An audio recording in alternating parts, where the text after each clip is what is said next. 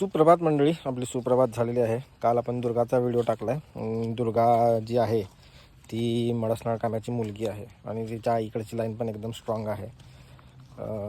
तर असं दुर्गा आणि जी आपली आग्नी आहे त्या असं दोन्ही सख्या बहिणी आहेत.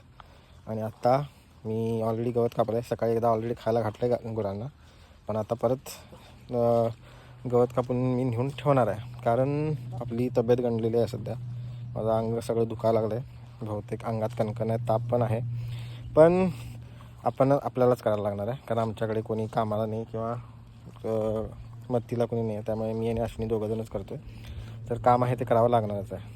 आपण आजारी पडलो म्हणून आपण गाईंना आणि आपल्या बैलांना उपाशी नाही ठेवू शकत. ऑलरेडी त्यांना एकदा दिलेलं आहे. आता सेकंड लॉट गवत आपण कापलेलं आहे, तर ते घेऊन जातो.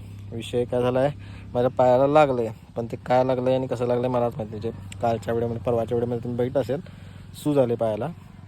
एक तर इथे आपल्या भैरवचं खूट लागलेलं आणि नंतरच्या ज्या 2 जखमा झाल्या त्या कशामुळे झाल्या आपल्याला माहीत नाही. आणि त्याचा झालेला पस, त्यामुळे पाय तर दुखतच होता. आता मगाशीपासून ते सगळं स्वच्छ केलं आहे आणि मग आता त्यांना गोट्यात मी सगळं गवत टाकायचं, त्यांना मस्तपैकी खायला द्यायचं आणि येऊन नाश्ता करून मी झोपणार आहे 1-2 तासासाठी तरी, कारण अंग सगळं दुखायला लागलं आहे.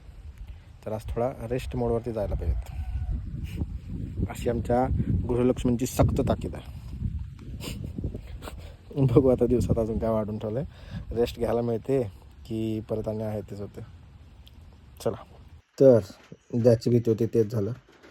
आज दुपारी खूप ताप आला मला. त्याच्यानंतर मी झोपून गेलो सगळी कामावरून आणि संध्याकाळी उठलो. परत मग संध्याकाळी जाऊन सगळी एक कामावरली गोट्यातली.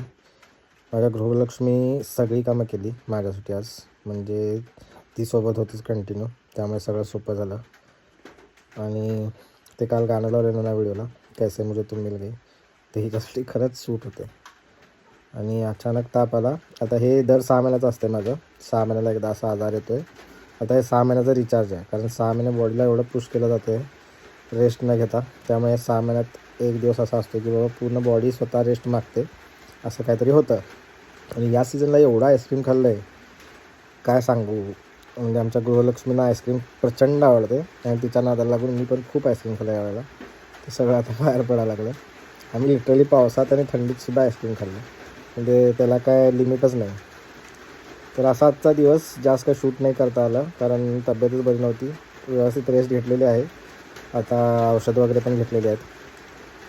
पाय पण बऱ्यापैकी बरा झाला आहे, कारण जी जखम होती त्याच्यात पस होता तो सगळा काढला आहे आपण. आणि आता उद्या पण परत काम करायला मोकळे, फिट अँड फाईन उद्या परत. तर आजचा हा असा आजारी दिवस संपूया. पुन्हा भेटू नवीन व्हिडिओमध्ये. धन्यवाद.